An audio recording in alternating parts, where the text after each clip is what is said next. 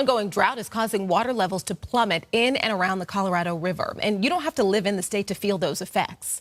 The river system provides water to 7 states, including California, some of which grow crops the rest of the nation relies on. As Fox News correspondent Jackie Ibanez explains, a new multi-state deal could provide temporary relief. Years of persistent drought continue decimating water levels across the mighty Colorado River and its tributaries, triggering a floodgate of financial and economic concerns, with roughly 40 million people across 7 states relying on that water for drinking, hydroelectricity, farming, and recreation. Water from the Colorado River also flows into Lake Powell and Lake Mead, reservoirs used by Arizona, California, and Nevada. Climate change and overuse have run them nearly dry. The Colorado River has been in a state of near continuous drought for the last 23 years. But to help prevent the crisis from worsening, lawmakers in those 3 states said Monday they'd be willing to scale back how much water they use in exchange for federal funds. The potential deal could cost $1.2 billion, but it's designed to save 3 million acre-feet of water through 2026. 1 acre-foot of water is equal to nearly 326,000 gallons. It is clearly an critically important stopgap as we're dealing with a near Armageddon state of affairs. The federal money would be paid to cities, Native American tribes, and farmers in Arizona, California, and Nevada for using less water.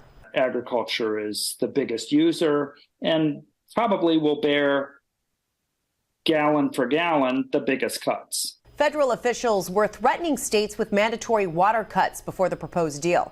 The Department of Interior says it will begin reviewing the plan so it can be finalized. Jackie Ibanez, Fox News.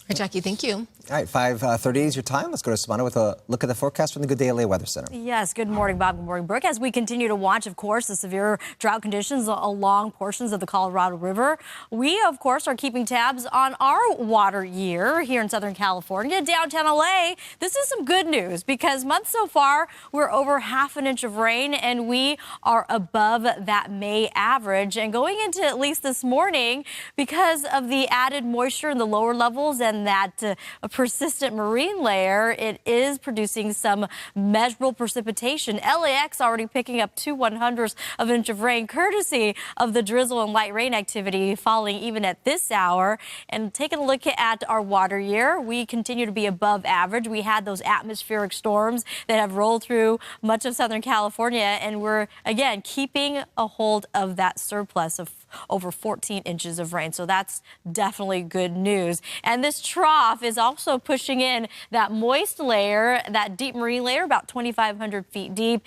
And it will continue, at least for our coastal areas, the cloud layer, the overcast, gloomy conditions pretty much throughout the day today. So unfortunately, next to zero clearing for our beach communities. But if you want the sunshine, you head a little further inland. San Bernardino, San Fernando Valley, Santa Clarita Valley, those are the areas that will see sunshine, and temperatures are going to be warming up in the 70s and low 80s. Inland spots, temperatures will be closer to the upper 60s, nearing 70s, and we'll continue with that cooler than average trend pretty much throughout much of the week.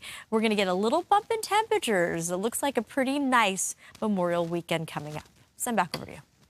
All right, Samana, thank you. Coming up, expanding housing affordability. That was the state Senate's goal behind a newly passed bill. How could completely change what tenants owe when they move into their new home. Plus, the romance scam with a sick twist.